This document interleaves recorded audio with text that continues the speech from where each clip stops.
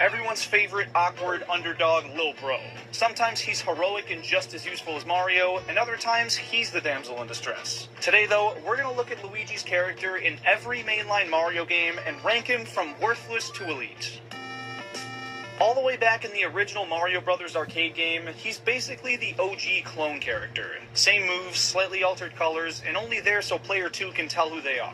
That said, he's just as useful, but only in multiplayer, and it's why Green Mario tiers here in the first place. Just like its less super counterpart, Super Mario Bros. Gives Luigi the same skill set as Mario and no distinct physical attributes whatsoever, so he's reserved for lil bros.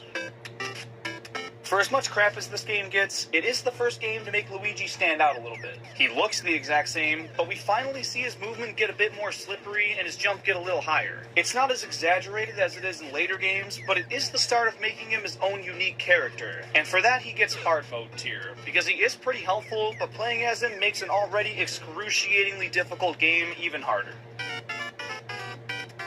As for the US Mario 2, this is when Luigi really stood out as a different character. He finally looks like the lankier guy we know him as today, and the legs fluttering in the air as he jumps higher is just such a perfect animation. But all that said, he's probably the least usable character in the game. He doesn't have any traction, and the height of his jumps can be all over the place. If you want the best jump, play Peach. If you want to move faster and not compromise precision, pick Toad. And if you want a good balance, pick Mario. Luigi is textbook hard mode in this game. Also, I want to clarify, because it sounded weird to me too, but this list is ranking how useful he is as a playable character. So if he's equal to Mario, he's pretty damn useful. But if he's more distinct, and in most cases worse, he gets the lower hard mode tier.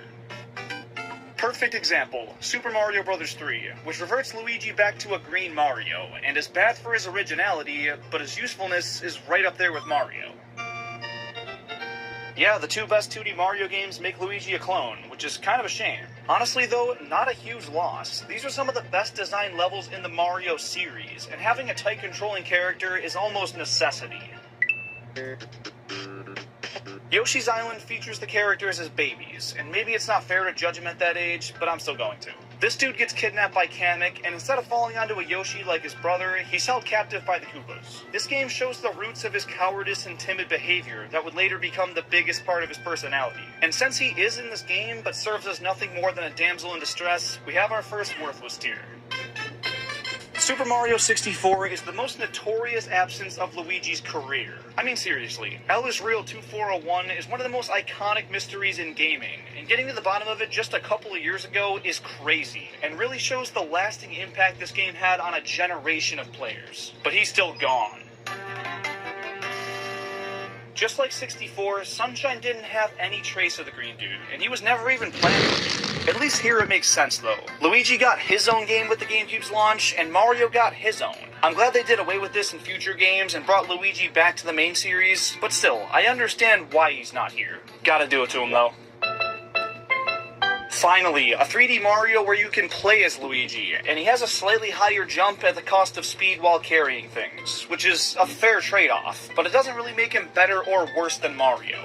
But he is the dealer in the casino minigames, and I don't know about you, but I've never seen Mario working the tables and encouraging children to gamble, so elite! We've got another S tier on our hands. Luigi's playable in this one throughout the entire game. You just hold L and R as you select a save file, and boom, you're good to go. And once again, he's busting his ass in the casino while Mario goes on vacation without him. Super Mario Galaxy. Now, on paper, he's at least hard mode tier. He's playable just like Mario, and he has his usual improved jump and more slippery controls. But you only unlock him after you 100% the game. So the Galaxy's already saved, Peach is home in bed, and now Luigi wants to step up. Also, throughout Mario's 100% run, he rescues Luigi time and time again. Hell, when you unlock Luigi, you're rescuing Luigi. He's borderline worthless, but we're gonna toss him and barely does anything. He's playable this time around, but only as a player too, and he's not any different than Mario, so he'll fit well in Lil Bro. Pause. Galaxy 2 treats Luigi a little better than the original. For starters, you don't have to save him anymore, and he actually helps Mario throughout the main game. Not all the time, but he randomly spawns in certain levels, and if you talk to him, he becomes playable, which makes it more difficult, so I would not recommend that. And of course, when you beat the game, he becomes permanently playable. But this time it's not after collecting all 120 stars. Rather, you just gotta beat Bowser's Galaxy generator. For that, he gets a solid hard mode. Mario 3D Land's main storyline can only be played through as Mario, but after beating the first special world, Luigi becomes playable with his typical slightly jank physics. But since that's only after you beat the game, he can't go any higher than barely does anything in my book. I'm sorry. This game does the same thing as 3D Land. Beat the game, unlock Luigi. Except here, he plays the same as Mario. So, it feels weird putting this game so much higher than 2, but he's playable from the start for a second player, and his gameplay feels the exact same as Mario's. So once again, Lil Bro. This game right here is the only one where I debate Luigi's moveset is better than any other character's. These levels were designed around a character with a higher jump, and the whole premise being beat this level quickly juxtaposes with Luigi's lack of traction so nicely, and it makes this game hard in the best possible way. This is peak Luigi, and it's not close. 3D World brings the character selection back from Mario 2 USA, and gives them all the same attributes they had before. Because of that, this one sits with Mario 2 in hard mode. Luigi's unlocked in Mario Run after you collect 150 green and purple toads and build Luigi's house. This can be pretty early on in the game, and he's one of the more neutral characters, but his higher jump really stands out and makes him a better choice than Mario. Apparently he's a pretty high tier character in the game too, according to some random user on Reddit, so we've got another elite tier on our hands, folks. This is one of Luigi's most pathetic performances yet. He's not playable in any way, shape, or form, but he hangs out in different kingdoms to play balloon hide-and-seek with Mario. Why the hell doesn't he help us collect Power Moons and rescue Peach? He's right there! Now, I do like this mode, but there's no debate here. Worthless. We're moving on. This time, he himself isn't present, so he gone tier, but there's an enemy called Fury Luigi, and he's annoying as hell. So if there was a tier for actively making things worse, he might just go there.